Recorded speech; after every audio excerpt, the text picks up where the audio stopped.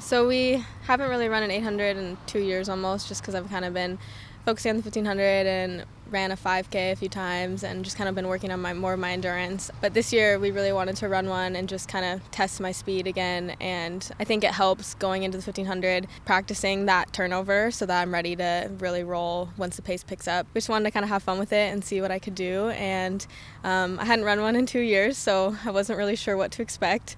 I didn't really think I could call myself an 800 runner anymore, but definitely surprised myself. So I went through 400 and I felt really good, and the pacer was perfect, and I got through 600 and I was still on a really good pace and I still felt good, and so I thought, wow, I actually could run a lot faster than I thought.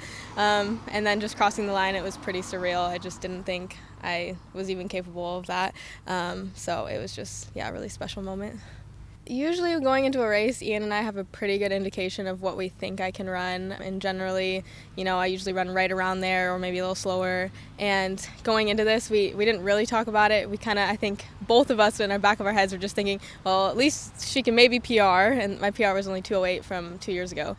I definitely thought about the school record, and 2:06 didn't seem too far from what I could do, so I definitely had that in the back of my head, but I was also just going to be happy with running a PR of any sort, so I didn't think about it too much, and I just wanted to kind of have fun with it. And I think sometimes when I don't put too much pressure on myself and I just kind of see what I can do, it turns out really good. So I just didn't have any expectations, and then ended up feeling really good and just went with it and far exceeded what I thought I could do.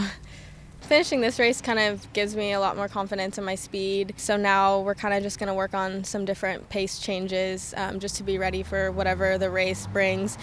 We expect the 1500 will be very tactical, as usually is, so we're going to just kind of work on being able to go with a fast pace, go with a slow pace, be able to change pace, just to be ready for whatever the race brings.